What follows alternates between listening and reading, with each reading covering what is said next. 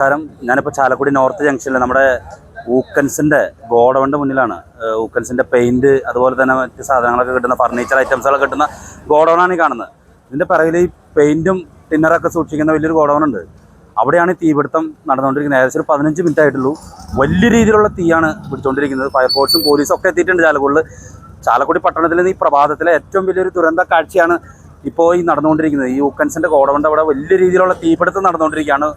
ഇത് തീ ആളിക്ക് പടർന്നുകൊണ്ടിരിക്കുകയാണ്. Thinner paint ഒക്കെ ഉണ്ട്. അത് അകത്തുനിന്ന് ആളുകൾ പുറത്തേക്ക് എടുത്ത് മാറ്റുന്നുണ്ട്. പക്ഷേ തീ വലിയ രീതിയിലാണ് ഇപ്പോൾ ആളിക്കൊണ്ടിരിക്കുന്നത്.